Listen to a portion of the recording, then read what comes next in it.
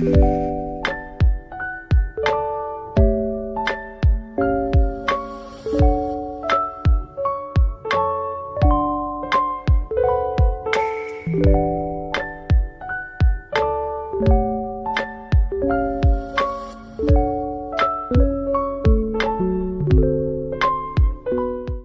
nome é Renan, eu sou professor, sou compositor, arranjador e músico aqui em São José do Rio Preto.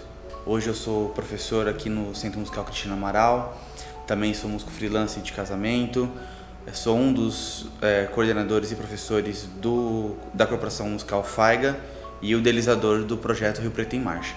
Eu sou Matheus Ferrari, tenho 42 anos, sou educador musical.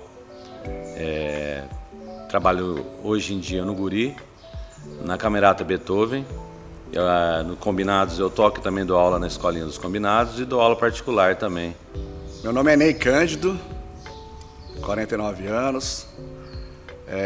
Sou professor de música há mais de, 20 anos, 30 anos, faz tempo. E hoje eu toco na noite, né? Sou professor de música lá do Instituto dos Cegos. Já trabalhei no Projeto Guri, aulas particulares. E hoje toco no Combinados, toco na noite, com festas, eventos. E é isso, mais ou menos é isso. Meu nome é José Roberto Augusto, né, mas é conhecido como Robertinho Filho do Céu. Hoje eu trabalho mesmo, meu trabalho remunerado é nas escolas, né, lá do Parque da Cidadania, nos CRAS, né, e nos projetos sociais, na ECO, no Santa Clara. Meu trabalho remunerado, mas tem o trabalho voluntário que é com o meu grupo Família Universos.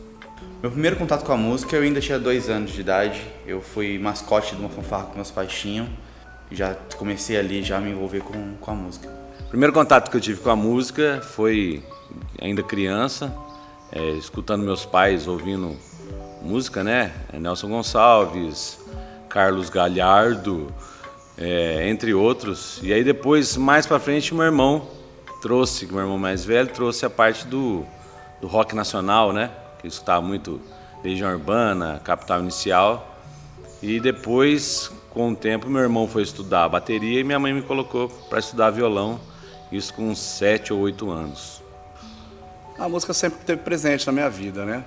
Mas acho que a coisa mais forte com a música na minha vida foi na igreja, né? A igreja é um lugar onde se ouve muita música, né? Se pratica muita música, né?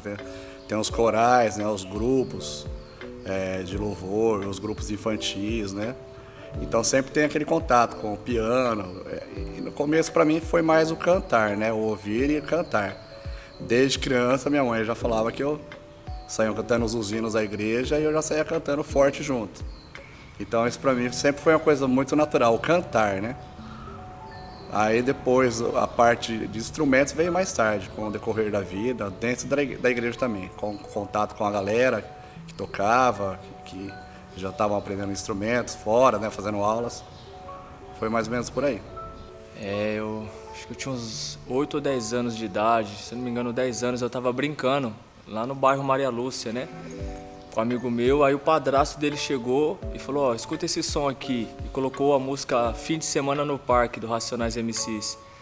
Então foi o primeiro contato que eu tive com a música. Ele falou que conhecia os caras, que já tinha morado em São Paulo e tal, escuta esse som aí. Então, ele retratava tudo que a gente estava vivenciando, né, ali no dia a dia da periferia. Mas meu primeiro contato com a música que eu lembro foi brincando lá e o padrasto dele chegou e colocou pra gente. Bom, o meu processo na música, ele foi por um bom tempo autodidata, né? Então eu aprendi tudo muito sem instrução, sem metodologia. Então eu comecei a estudar de verdade música, eu tinha 14 anos de idade, foi quando eu entrei para fazer aula de piano. E assim, foi incrível, foi desafiador, porque alguém que já tocava ter que parar, regredir e começar da primeira lição, com a notinha dó. Então, assim, foi realmente um compromisso, foi desafiador e deu resultado. O primeiro dia de aula com 8 anos, eu não vou lembrar muito bem. Mas o que eu tenho maior lembrança foi depois, com 15 anos, que eu fui estudar violão erudito, que aí eu lembro, assim, claramente como é que eram as aulas, né? Bom, eu comecei a estudar violão, não foi em nenhuma escola, eu comecei a estudar violão sozinho. Minha irmã comprou um violão, né, para ela estudar e eu, como eu era uma pessoa muito revoltada na época, eu tomei o violão dela e comecei eu a estudar. E ainda assim ela me ensinou 2 acordes, o Lá e o Mi. Eu, como tenho uma deficiência visual, né, eu sou um baixa visão, na época eu tinha uma visão mais funcional, eu conseguia enxergar com uma lente de aumento. Eu lia aqueles livrinhos que se vende nas bancas, né, que vem com a letra e com as cifras, e fui aprendendo por ali. As letras e as musiquinhas, né, que tinha na época, Roupa Nova, Fábio Júnior, Roberto Carlos, essas musiquinhas assim, e também muita troca de figurinha, né, com amigos que tocavam um pouquinho também. Então, com 15, 16 anos por aí, eu comecei a escrever minhas primeiras rimas, né? Eu tava na escola lá e tinha um amigo meu que curtiu um som também, falou, vamos fazer uma música, nós? Aí eu comecei a escrever, né? Beleza, aí eu mudei pro Parque da Cidadania já com esse esboço, né? Lá no Parque da Cidadania eu fiquei sabendo que tinha o Projeto Cidadão no bairro Santo Antônio, né? O lendário Projeto Cidadão. Aí eu fui lá participar, aí eu cheguei lá, né, e tinha uma galera lá do hip hop lá que me acolheram muito bem, né? A Paula, DJ Bazin, DJ Boca, o Rica, o Marcão, acho que o Sten, uma galera, né? E aí eu comecei a me aprofundar mais sobre a cultura hip hop ali com eles. Então eles me orientaram, né? Foram meus professores e me colocaram para cantar a primeira vez, então saiu a minha primeira música ali. Aí depois, que acabou o Projeto Cidadão, comecei a me aprofundar, foi algo particular meu mesmo, sozinho ali, estudando, né? Escutando as músicas, a questão da métrica, flow e combinação de palavras. Então depois eu tive que seguir sozinho, assim, continuar, né? Que até hoje a gente tem que estar se aperfeiçoando, mas foi algo mais particular depois. O método de ensino, pelo menos da aula do piano que eu tive, foi muito gradual. Ele possibilitou que eu voltasse, óbvio que eu voltei muito do que eu já tocava, mas construísse uma base sólida de uma forma muito gradual e muito natural. Não tinha algo que desconectasse a técnica que eu tinha no momento para a técnica que eu tinha que conquistar. Aquele rigor do clássico, né? O professor já bem mais de idade, bem rígido, né? Então, e o ensino europeu, né? Aquela coisa da partitura lá na sua frente, você tem que ler aquilo ali, tocar aquilo ali, do jeito que está escrito no andamento, as nuances, tudo escrito na partitura, era assim que era o estudo, né? Eu comecei a estudar guitarra com o professor. Acho que foi tranquilo, assim, apesar de começar a pegar uma coisa nova, né, que é as técnicas de guitarra, que eu ainda não tinha. Mas eu acho que acredito que foi um desafio para ambos, né, para mim e para o professor, né, que ele teve que se adaptar também, né, acho que ele nunca tinha dado aula para um deficiente visual. Eu participei, de repente já não existia mais o projeto e eu já estava ali, né, naquele entusiasmo, querendo conhecer mais a cultura, então em casa mesmo ali eu comecei, lógico, né, a questão de escrever minhas próprias músicas, mas indo nos eventos, colhendo informações e tal. Mas eu lembro que todos eles, mano, me ensinaram muito bem esse primeiro passo ali, sabe? De combinação de palavras, o que rima com isso, né? Pô, bateu, questão da contagem, lembra do compasso? 1, 2, tudo isso daí eles me passaram, que eu não tinha essa noção. Mas depois, pra você fazer uma música mais elaborada, né? Se você for ver minha primeira música, com as músicas que a gente faz hoje, você vê que tem uma questão de flow, de métrica ali diferente desse 1, 2, 3, 4, 5, 6, 7, 8. Mas eles me ensinaram isso daí. E foi o básico, né, mano? Mas o básico que é o principal. Vamos supor assim, se ninguém souber esse básico, você não consegue aprofundar. Mas eles me ensinaram muito bem, só que aí acabou o projeto, eu tive que me virar, mano. Hoje, assim, a gente faz várias músicas diferentes do que 1, 2, 3, 4, assim, né? Que é a métrica, o flow. Bom, eu fui aluno da professora Cristina, uma professora de longa data, incrível, muito competente, rígida, e ela tinha uma relação muito boa, de respeito, de entendimento. Ela cobrava, obviamente, rendimento, mas pensando realmente no bem do aluno, no caso, no meu bem. A relação com o meu professor com esse professor de de violão erudito era relação professor-aluno, né? Não tinha nenhum tipo de intimidade, não perguntava como é que tinha sido meu dia, não perguntava nada, e eu também acabava não perguntando, acho que por receio, né, de qualquer tipo de conversa, sei lá, alguma coisa assim. Então a gente já tinha mais ou menos uma certa amizade, não foi uma coisa muito preocupante, não. A gente foi bater um papo, viu como é que seria, né, pra gente interagir um com o outro. Né? Bom, mano, acolheram super bem, né? Só que aquilo também, nós era molecada, tumultuava pra caramba no projeto. Então, a hora de ser firme, tinha que ser firme, a hora de respeitar os horários, entendeu?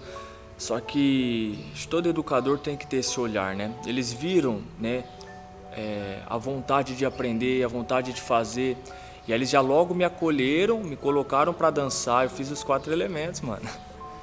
Bom, as aulas sempre foram bem equilibradas em questão de técnica e estudo.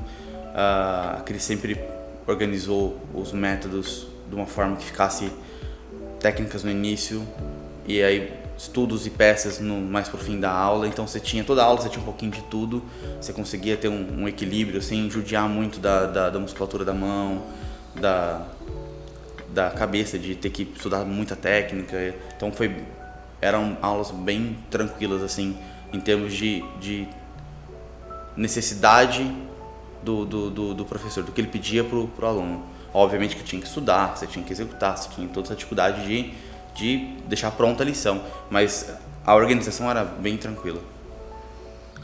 A aula, sim, eu gostava da aula porque eu gostava do violão, né? E ainda hoje gosto, né? Mas questão do professor, assim, eu acredito que eu gostava dele, assim, como professor, né? Mas eu realmente não me recordo se eu tinha alguma coisa de não querer ir por causa dele. Eu ia por causa do violão, né? Acho que ali pouco me importava quem estava dando aula. Aí ele era sempre muito exigente, né? Sempre com a canetinha batendo na partitura lá, contando o tempo. Se não estudava, vinha uma coisinha errada ou outra errada, era meia hora de falação. Então era uma coisa bem rígida, assim, né? Que acontecia as aulas. Todo professor quer ver o aluno desenvolver, né? É o nome do profissional que tá ali, né? O cara tá te dando, mas tá fazendo aula com o cara lá, não tá aprendendo nada, né? Então, tem uma certa exigência, né? De estudar em casa e eu acho que também isso não era tanto problema, porque eu precisava da coisa, né? Eu tava trabalhando com isso, então, para mim era um interesse meu. Então, acho que talvez por essa questão de eu estar precisando, né, de ter essa ânsia de aprender, eu acho que isso para nós não era problema, porque eu chegava mais ou menos com tudo na mão já, né, quando ele me passava os exercícios. Então era uma relação bem tranquila, assim, foi de forma bem prática, do jeito que eu sempre aprendi as coisas, de forma prática, ouvindo, ele me passando os exercícios e eu estudando ali os exercícios e indo para casa e estudar o que ele me passava. Tudo de forma prática. Dancei, fiz aula de grafite, fiz aula de DJ, fiz aula de rap. Então todos eles viu a minha vontade de querer aprender. E já logo me passaram essas coordenadas e me colocaram para fazer atividade e me colocaram para fazer uma apresentação. Então assim, a relação com eles foi muito de pai, de amigo, né? Na hora de ser firme, na hora de orientar, na hora de pôr limite, de pôr regra. E ao mesmo tempo, sabe quando acredita em você? Vai lá. Você fez a aula, pratica agora o que você fez. Então isso foi um diferencial na minha vida. Porque uma coisa é você fazer aula e ficar ali, aprendi. Mas eles me deram a oportunidade de falar, vai lá, mostra o que você está aprendendo. E sabe aquela primeira apresentação que você começa, você enxerga um horizonte diferente? Os caras deu um chá de ânimo em mim, né? Que até hoje eu tô nessa cultura por causa desse acolhimento e de me colocar na cena, entendeu? Então foi muito importante para mim. Primeiro que eu nem achava que eu ia ser professor. Começa por aí. Hoje eu sou professor, mas eu nunca achei que eu fosse dar aula. Então, quando surgiu a primeira vez o convite para dar aula, eu não tinha muito o que esperar. Então, eu me espelhei naquilo que eu tive como aula. Só que a visão que a gente tem como aluno é completamente diferente da que a gente tem como professor. Então, obviamente que não foi compatível.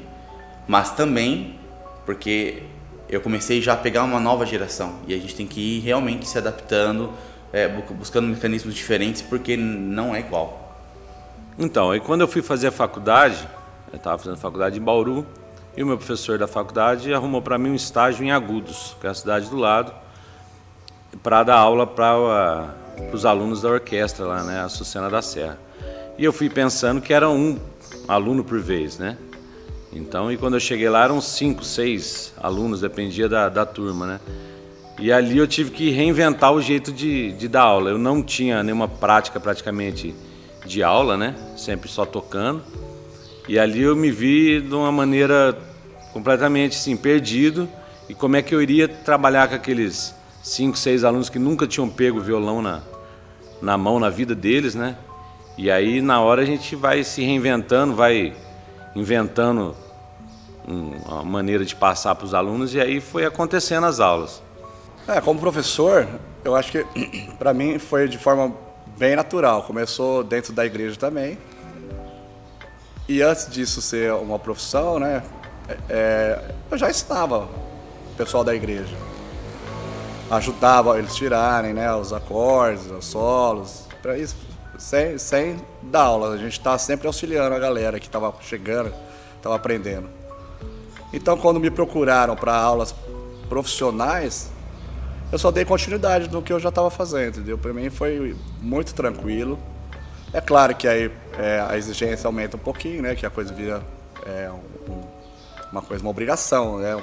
Vira profissão, aí o profissional você tem que se empenhar um pouco mais, né? Não que eu não me empenhasse quando era apenas toques, né?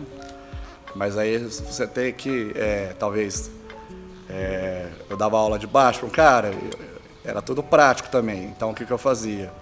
Eu ia para casa, montava alguns riffs, né, do baixo, né, para ele estudar, alguns métodos práticos, entendeu, para o cara. Então isso já tinha que estar pronto na minha cabeça para ele chegar e desenvolver. Então às vezes ele queria uma música tal, tinha que ouvir essa música, tirar a música pro cara, tirar o desenho do baixo ou do violão, entendeu? Então para mim foi muito natural. A única coisa que mudou depois só dos toques foi essa questão de estar me empenhando mais, de tirando, desenvolvendo e trabalhando melhor as questões, né, os instrumentos. Eu via já o pessoal dando aula, fazendo o que ama, que é o hip hop, e eu lembro que eu comentei isso com um amigo. Eu falei, cara, imagina um dia trabalhar fazendo o que ama, mas eu nunca programei isso, nunca imaginei que um dia eu iria dar aula. Então, antes de chegar nessa parte oficial de educador social dando aula numa instituição, tudo começou no quintal de casa, entendeu?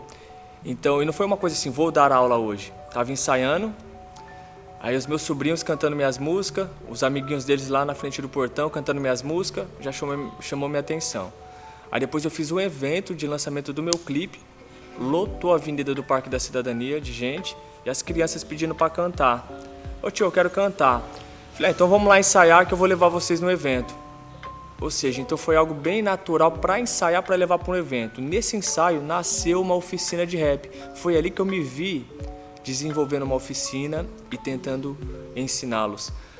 Então foi muito natural. Aí foi crescendo isso, cara. Aí a gente conseguiu um barracão na época lá, a hora que eu vi tinha 30 meninos, 30 adolescentes e crianças. E aí a hora que eu falei, pô, peraí, então agora estou nessa condição de ensiná-los, de professor, de educador. Eu sempre busco ter uma boa relação com meus alunos, até quebrando um pouco a formalidade, porque eu sempre fui contra o professor ser uma autoridade. O conhecimento é construído uma via de mão dupla. Eu vou aprender com os alunos também. Então eu tenho que fazer o quê? Eu tenho que descer pro degrau deles. A gente tem que ter uma relação de igual. E aí junto a gente constrói o conhecimento. Junto eu construo confiança, eu construo respeito, consigo a atenção deles e o interesse deles. Então sempre tento ter esse tipo de relação com os meus alunos. Eu tenho uma relação muito boa com os alunos, tanto com o ensino coletivo quanto o ensino individual, que é as aulas particulares, né? Eu tento sempre, antes de ser um professor, ser um amigo, né? Não perdendo a coisa do professor, né? Mas você ter o aluno com você, né? Tendo seu amigo, sendo seu amigo, você consegue mais interesse deles muitas vezes, né? Isso com criança. E com adulto eu acredito que seja a mesma coisa, porque eu também dou aula para adultos, que às vezes o cara vai ali só para desestressar, para aprender um instrumento, para né, para tocar no churrasco. E se você ficar, vamos fazer isso aí, acaba não acontecendo, né? Então, sempre amizade, em primeiro lugar, respeito, e assim as aulas vão acontecendo. Sempre foi muito boa, cara. Acho que como aluno também, eu sempre tive uma relação muito boa com os meus professores, né? Que não foram muitos, né? Mas eu já fiz aula de violão clássico, né? Já fiz aula de guitarra com 2 professores, três professores. Já fiz aula de canto, né? Acho que eu já falei, violão clássico. E sempre minha relação com meus professores foi muito boa. Acho que essa harmonia, né? De ter com os meus professores, eu tenho com meus alunos também. Sempre há algum conflito, né? Às vezes você não está num dia bom, mas no geral sempre foi um convívio muito bom. É como se fosse mesmo aquele irmão mais velho, né, mano? E aquilo que a gente tem que aplicar em todos os alunos, cara. A hora de ser firme, a hora de brincar com eles, porque você tem que ter esse momento com eles. Eu sou dessa opinião, né? Sem eles perderem esse respeito, essa condição de que tem um professor, um educador ali. Mas descontrair com eles, dar risada com eles, sentar junto. Então eu procuro nas minhas aulas sempre ter isso. É o momento de descontrair, o momento de falar sério, o momento de fazer as músicas. Então a minha relação com eles é bem bacana, assim, porque eu tento deixar essa coisa gostosa e leve. Mas graças a Deus, na hora que tem que produzir, a gente produz, entendeu? Que nem sempre a gente acerta, né, mano? Às vezes a gente programa algo. Então tem toda essa questão de relação. E eu falo assim, eles muitas vezes me ensinaram a trabalhar. Muitas vezes eu tive que me desdobrar para conseguir extrair algo, desenvolver algo. Mas a questão da relação, assim, cara, é bem bacana, né, sabe? Onde eu trabalhei, eles não queriam que eu fosse embora, que eu deixasse de trabalhar lá. No São Judas mesmo, até hoje o pessoal me chama lá, o pessoal das artes, com os meninos lá. Mas teve vezes, assim, que foi bem difícil, né, cara? Que você se depara com cada situação, assim, que você tem que ser firme. E o menino já é muito sofrido na casa dele, entendeu? Aí teve menino que fica um pouco assim, sabe? Tipo, mas depois, com o tempo, ele vai vendo que a gente só tá amando ele. Não adianta você ficar bravo, que eu tô chamando sua atenção, que eu tô colocando limite. Se você não teve limite na sua vida, que você vai ter, entendeu? Mas com amor, com carinho.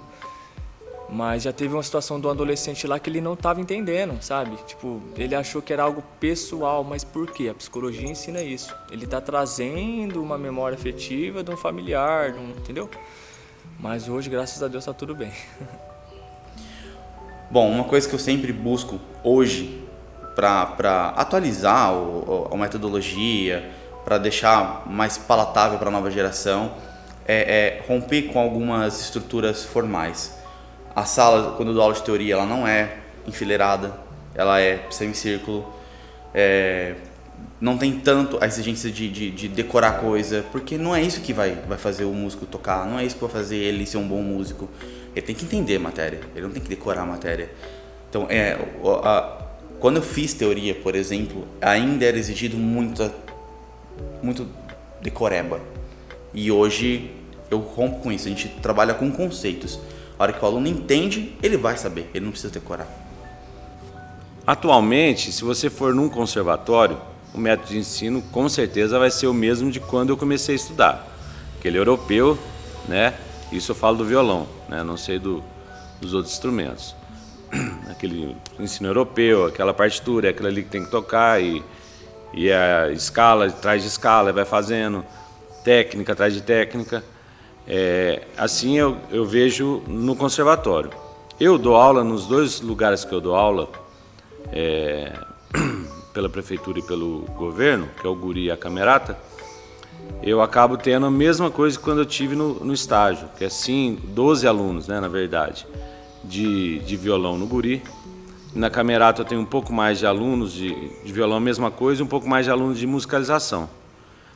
E ali a gente não consegue ter esse ensino, eu acho que por um lado bom, né? A gente não consegue ter esse ensino europeu, né? Então lá a gente acaba tendo primeiro a vivência com o violão, para depois colocar a partitura para a criança ler, porque a gente, quando a gente está crescendo, a gente aprende primeiro a falar, para depois escrever, para depois ler, né?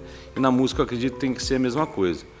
Tem que primeiro se expressar no instrumento do jeito que que acha que tem que se expressar, depois, por imitação, vai fazer o que você está fazendo e assim vai acontecendo as aulas, né? E fui eu quebrar a cabeça, né, de como saber ensinar a fazer rap. Apliquei um pouco desse início que eu aprendi, né, como eu falei no Projeto Cidadão. Só que cada adolescente é um jeito. Tem uns que decora rápido, tem uns que demora para decorar. Tem uns que canta no ritmo, tem uns que não canta no ritmo. E como ajustar tudo isso? Aí você vai e desenvolvi. Aí foi aí que eu começou a repercutir o nosso trabalho, postei um vídeo dos meninos cantando, foi aí que eu fui chamado para trabalhar, né? No São Judas, depois no Céu das Artes. E foi o mesmo esquema, no São Judas, no Céu das Artes e no grupo ali do quintal de casa. Eu desenvolvi um método, cara, que foi tão simples, através de perguntas e respostas, sabe? Aí eu pegava as palavras deles e colocava na lousa. Mas por que você vem aqui? Ah, eu venho aqui porque eu acho legal. O que você gosta de fazer? O que você não gosta de fazer? Sabe, eu fui anotando todas as palavras. Aí eu perguntava pra eles, o que rima com legal? Vai, questão de segundos, quem vai me responder? Legal. Ah, natural. E eu fui estimulando eles a pensarem. Então esse método nasceu bem simples, através de perguntas e respostas, e eles vão respondendo. Respondendo, aí fui eu nessa contagem da métrica, do compasso. O legal tá aqui, o que vai rimar com o legal é o natural. Mas como bater isso na batida? Não sei que lá, muito legal. Porque tá aqui, não sei que lá, é natural. E aí desenvolvi esse método através de perguntas e respostas e da contagem do beat.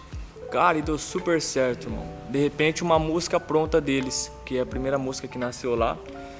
Tanto nos projetos que eu trabalhei também. Então aí foi esse método que eu desenvolvi.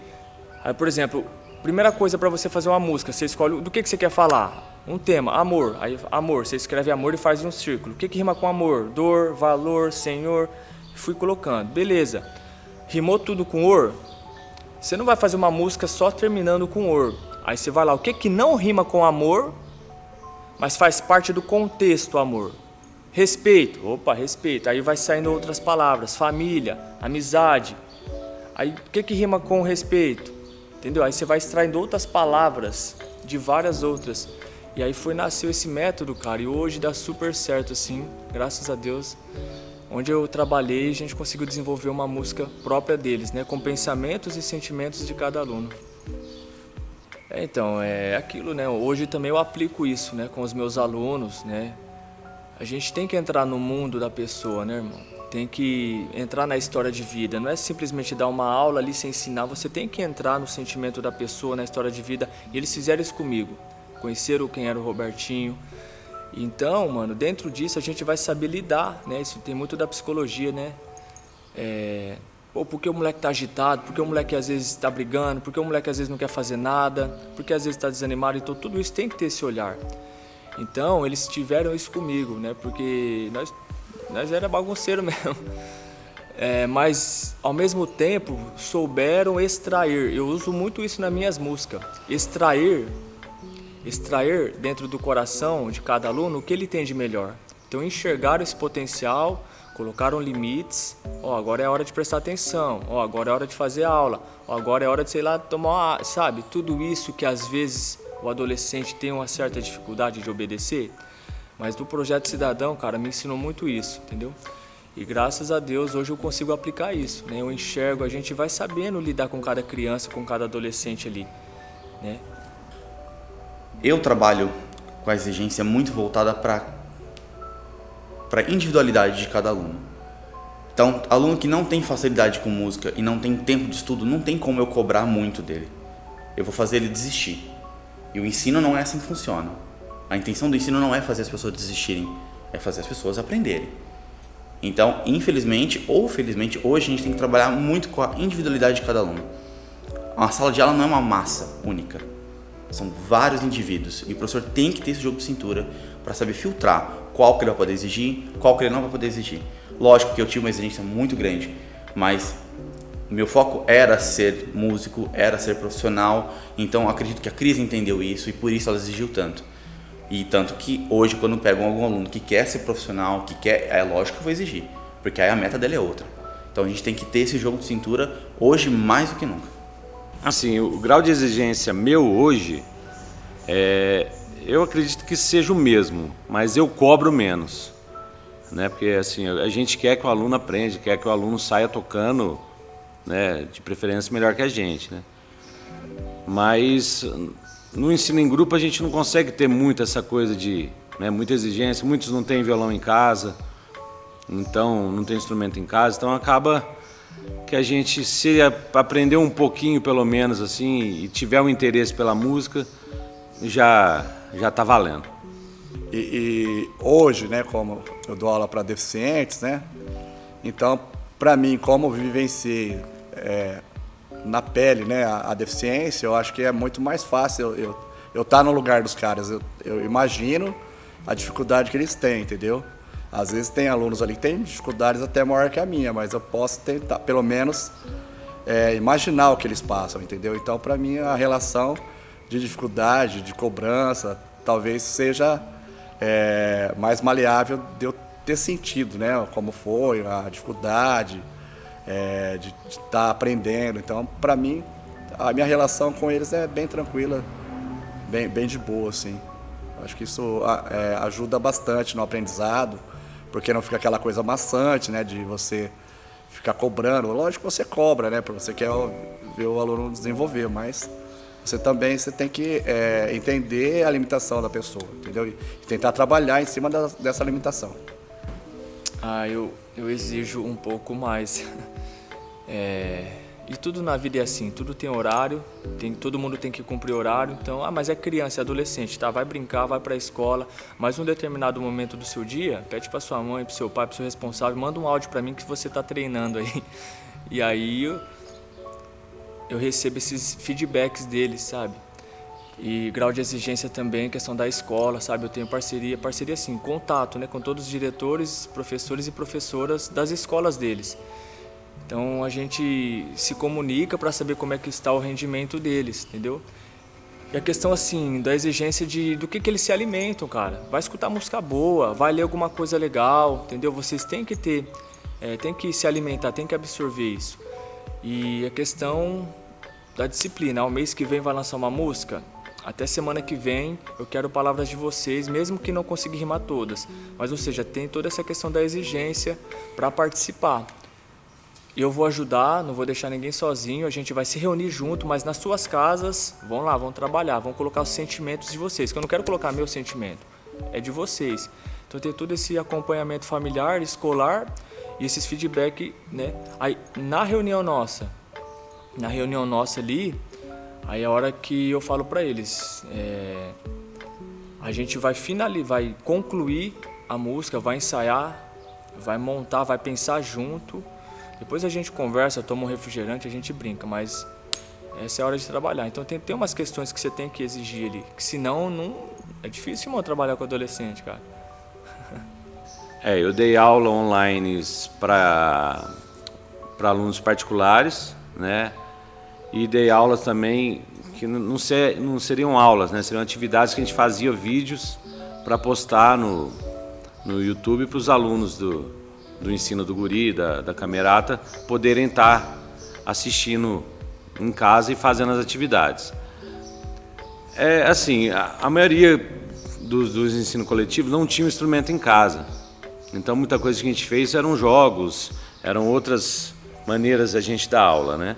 Agora os alunos particulares, muitos nem quiseram fazer, porque achavam que não ia se dar bem com essa maneira de ensino, e alguns fizeram, mas eu acho que perde muito assim, né? Não sei se era por inexperiência minha ou por, às vezes, internet ruim e ficava travando, às vezes não conseguia escutar o que o aluno estava tocando direito. Então eu acho que assim, dá certo, mas acho que tem alguns alunos e um nível de aluno de conhecimento para dar bom nisso daí. Não, porque eu não estou dando aula particular, né? No momento, eu estou só trabalhando no Instituto dos Cegos. E o Instituto dos Cegos não estava tendo aulas online, né? Eu fiz, sim, alguns vídeos de interação com o pessoal, né? Cantando algumas canções, né? fazendo alguns exercícios, mas pela uma interação. Mas não chegou a ser aquela aula de tete a tete pelo computador, pelo celular. Eu gravei alguns vídeos sim, mas não chegou a ser uma aula, né? Chegou a ser uns exercícios que eu passava.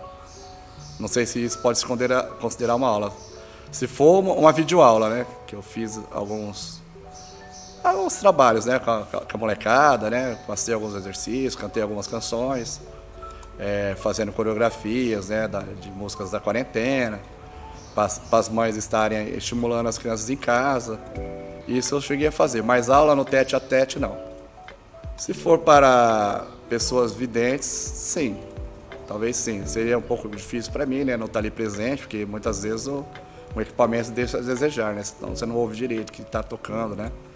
Mas eu acho que depende o tipo de aula. Para o deficiente visual seria bem difícil, né? Porque muitas vezes, passar uma aula de violão para um aluno, eu tenho que estar pegando na mão dele, colocando o dedo na corda ali, né?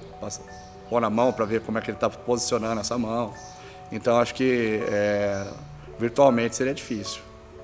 Eu dou aula de outras coisas também, né? De uma bateria básica, né? Um tecladinho básico também, né? Então acho que de canto, né? Acho que uma aula de canto, sei lá.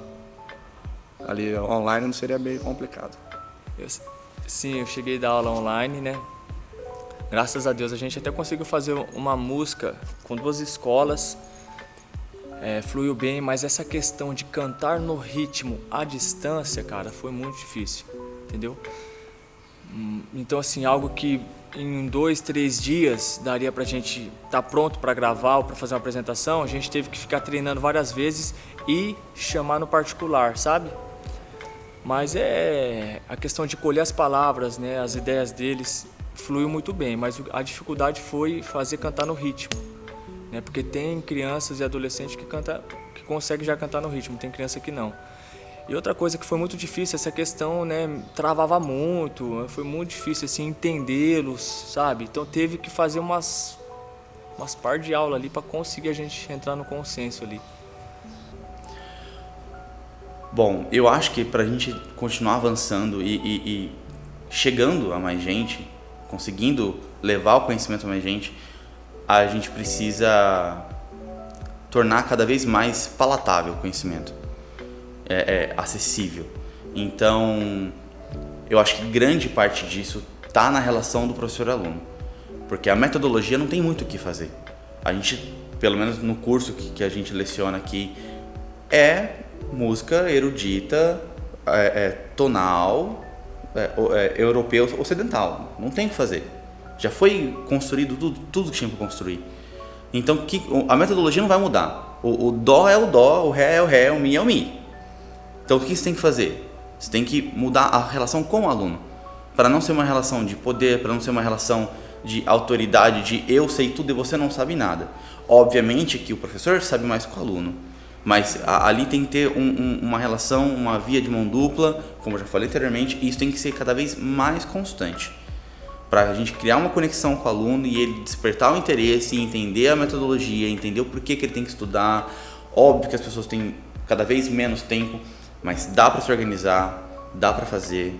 Então a gente tem que ir procurando esse equilíbrio, até que surja também alguma outra novidade da parte de metodologia. Se surgir, a gente tem que atualizar, a gente tem que seguir. Bom, eu acredito que para o futuro, o método de ensino musical, muita coisa já está acontecendo, né? Tem muito professor já fazendo um movimento, né, de jogos musicais, que acho que é o que mais tem assim, de eficiência, principalmente com criança, né? Porque a criança aprende brincando. Então, se você fizer jogos musicais, ela consegue assimilar melhor. E a coisa da vivência, né? De estar com o instrumento, de não falar, esse dedo tem que ir ali. Não, deixa primeiro ele conhecer o instrumento, né? Tá com o instrumento na mão, para depois você ir direcionando na técnica, né? Eu acho que para nós deficientes, no nosso caso, eu acho que o que teria que mudar é a acessibilidade dos materiais de internet. Eu utilizo muito a internet para para conferência, né? Apesar de eu tirar muita coisa de ouvido, a gente sempre usa uma cifra na internet, cifra club, não, TV cifras. A gente sempre está trabalhando essas questões. Mas esses materiais, normalmente, eles são feitos para os videntes. O que significa os videntes? Pessoas que enxergam. Porque muitas vezes ele mostra na tela lá com a tablatura, né?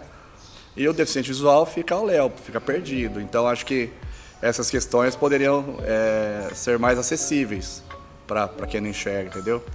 Porque eu tenho um grau maior de conhecimento, mas eu pego pessoas que têm um grau menor de conhecimento, que vão tentar tirar músicas nesses aplicativos, nessas cifras aí, né? Não conseguem entender nada, entendeu? Eu, como tenho ouvido bom, né, já estou mais treinado, já tenho um entendimento maior de harmonia, né, de solos e tal. Talvez para mim, muita coisa ainda eu fico perdido, muita coisa ainda não entendo. Agora, para quem tem menos conhecimento, é impossível, o cara não entende nada, a não ser que for uma aulinha bem simplesinha, e o cara já tem conhecimento dos acordes, assim. Talvez ele consiga pegar alguma coisa, mas eu acho que tem que mudar bastante essa questão da acessibilidade para o deficiente. Bom, o que eu acredito que pode mudar e melhorar, né, nessa questão do método de ensino e da estrutura, né, referente à oficina de rap, é ter mais condições, irmão. Às vezes você vai num projeto, você vai dar aula em algum lugar, não tem um microfone lá, entendeu? Não tem um caderno, não tem um lápis, entendeu? E não tem uma lousa. Então, assim, muitas vezes eu tive que comprar isso e levar. Uma das coisas é essa. Dá uma estrutura, uma condição melhor para desenvolver isso. Não sei nas outras oficinas, mas na oficina de rap, cara, e é coisa simples. Cara, quantas vezes eu tive que levar isso? E eu falo mais oportunidade para praticar, para mostrar o que aprende. Isso dá um entusiasmo, uma autoestima para a criança e para o adolescente, entendeu? E às vezes o rap não é tão requisitado, não é tão chamado para fazer as apresentações, entendeu? Nós temos que criar os nossos próprios eventos do hip hop. Então eu acredito muito, quando a criança ou adolescente está ali, ele desenvolveu o método, aprendeu a fazer, com essas condições aí, porque você vai fazer uma apresentação, você tem que treinar com o microfone. E aí, quantas vezes a gente não treinou com o microfone, a criança está cantando, você tem que treinar esse posicionamento, essa expressão, essa troca de mão, essa respiração. Aí a criança vira o rosto, vai cantar, o microfone, entendeu? Tudo isso tem que ter. E é muito difícil ter uma aparelhagem para levar em todos os lugares. Aí você aprendeu a fazer. Coloca esse adolescente para gastar essa energia, essa autoestima dele para apresentar. E o que eu vejo é a dificuldade, como é difícil ter apresentação de rap com criança e adolescente em Rio Preto. Então eu acho que teria que melhorar isso também. A questão, né, do método, pelo menos na que eu aplico, está dando super certo, né? Eu acredito que é mais essa questão da estrutura e da condição. E o pessoal, uma coisa que eu acredito que pode mudar muito isso, eu falo pelos frutos que eu vejo lá no Parque da Cidadania. As pessoas ter o olhar de verdade como seres humanos, sabe? Não olhar para um moleque, mas é um moleque que tava lá na esquina, é um moleque que tá usando droga, é um moleque tal, mas o Vitinho, os outros meninos já parou de usar droga. O outro moleque saiu do quarto que ele ficava só em depressão, não conversava com ninguém. Então as pessoas têm que parar de olhar e generalizar. Eu vejo muito isso, as pessoas parecem que não acreditam, cara, nos adolescentes da quebrada, da periferia. Nós que conhecemos, que vê no dia a dia, nós sabemos o fruto que pode fluir dali. E reforça aquilo que a gente tinha conversado. Um dos maiores cantores, maiores jogadores de futebol, enfim, vários vêm da periferia. Então as pessoas tinham que olhar e apostar, acreditar. Mas eu não estou vendo potencial, porque você não está sabendo enxergar, entendeu? Porque eu sei o que era um menino que ele não conversava com ninguém, era antissocial, depressivo. Hoje ele está criando, cantando, sorrindo. E nós fomos cantar no Capão Redondo, lá na São Bento. O povo chorava de ver esse moleque cantar. Abraçava ele. E se ninguém olhasse para ele? Ele ia estar lá ainda, entendeu? Então eu acho que para melhorar dentro do método, da oficina de rap, o pessoal acreditar mais de uma revolução que pode ser feita através de uma estrutura, através de uma oportunidade, entendeu? Bom, complementando essa questão do método de ensino, né, que nem eu falei, eu aplico, né, sobre perguntas e respostas, escolho palavras deles, vou extraindo outras palavras, conto, faço a contagem, e aí outras palavras que não rimam vão fluindo, Mas uma coisa que eu estou fazendo é colocar eles para ser o protagonista, entendeu? Eles vão lá fazer esse método, extrair palavras e eles mesmos fazer a contagem e cantar, sabe? Então assim, eu tô colocando, ó, vocês aprenderam, ó, chegou gente nova, chegou criança nova, adolescente novo, eu coloco eles, eu tô junto, lógico, mas eu coloco eles para praticar aquilo, para mostrar como faz. Cara, você tem que ver, mano, os moleques começam a fazer umas músicas assim que eu falo, mano, que da hora, uns flow, umas palavras diferentes. Então acho que para complementar isso é colocar eles como os protagonistas também. Eu acredito que isso dá uma desenvolvida maior assim no potencial deles. Eu penso porque eu vejo alguns professores ainda gerando desinteresse nas pessoas, principalmente no meio musical. Aprender música não é fácil, não é fácil. Todo mundo vê na TV e acha que é fácil, só chegar, cantar, só chegar. Não é. Porém, professores que às vezes não estão dando aula porque realmente gostam, pegam uma pessoa dessa que às vezes poderia desenvolver e crescer e ser um músico famoso, ou apenas aprender por vontade própria, por prazer, e isso acaba desestimulando, porque ele mesmo já não vê o resultado do trabalho. Então, necessita mudança dessa relação entre aluno e professor para que a gente tenha cada vez menos desinteressados e menos desistentes. Bom, eu acredito que essas mudanças devam acontecer porque nós estamos em 2021 e a maioria do método que a gente utiliza é de 1600, 1700, né? Então acho que a educação teve muita evolução, né? Então acho que a música tem que ter também a evolução. Não que vá perder aqueles métodos de antigamente, né? Acho que tem que ser usados, que é uma coisa, é uma escola formal que tem que ser estudada. Mas a maneira de ser passado isso, acho que poderia ser diferente, eu acredito. Eu acho que não é só Rio Preto, né? Eu acho que o mundo hoje está muito tecnológico, né? Ao mesmo tempo que a tecnologia veio para ajudar muito, né, o deficiente, né? Porque hoje qualquer deficiente sabe mexer no celular, né? Mexer no computador, né?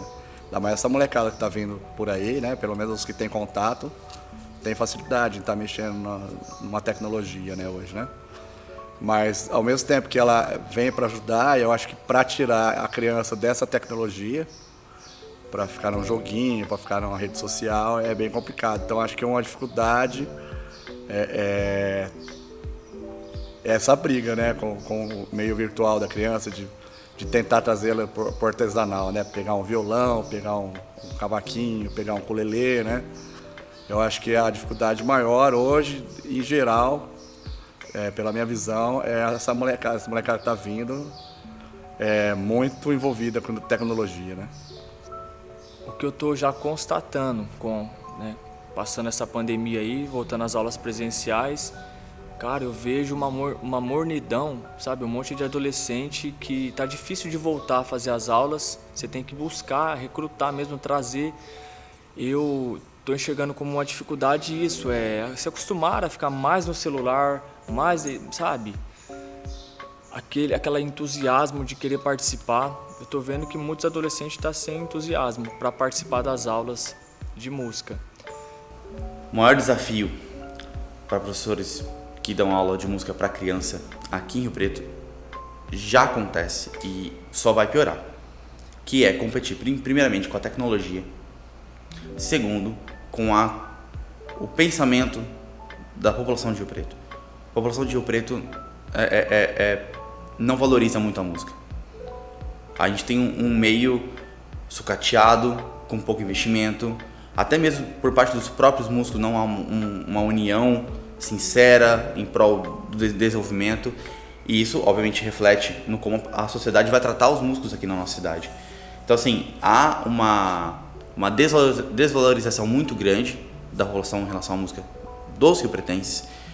Isso reflete no como eles vão ensinar os filhos deles a entenderem a importância da música ou a desimportância, e como essa criança vai aderir ou não a um curso de música. Então a maior dificuldade vai ser competir com essa mentalidade e competir com a tecnologia. Despertar o interesse na criança com tanta informação que elas têm hoje, com tela, com televisão, com YouTube. É difícil competir com isso e esse vai ser o maior desafio. Eu acho que muitas vezes você ter o apoio da família, né? Depende também, né? Muito. Mas a família porque a gente 20% da educação na aula, né? O resto é a criança estar em contato com a música na sua casa, né? Na casa onde ela vive, né? Então eu acredito que o maior desafio é como é que fala? A família comprar ideia e ajudar o ensino também em casa. Eu falo assim, a criança, o adolescente fez 15, 16 anos, aquela fase de namorar, de querer seu primeiro emprego. Então eles estão focados mais, cara, em já conseguir seu dinheirinho, tá ligado? Em vez de fazer esse processo de ir lá fazer uma aula de música ou de outras atividades, eu tô vendo que muitos adolescentes estão com a cabeça mais focada em querer seu primeiro emprego, sua namorada, e não tá mais com tempo e nem com vontade de fazer as aulas, mano. Eu tô constatando isso, você acredita? Muito adolescente que tá muito, não... Eu falo adolescente de 15, 16 anos. 10, 12, 13 anos, nossa, a molecada participa daquele jeito. Mas fez 15 anos, cara, parece que a cabeça realmente muda, né? Mas na minha época não, 15 anos, eu tava com 15 anos, filho. Queria fazer todas as atividades. Hoje eu vejo que nem todo mundo tá com essa pegada aí.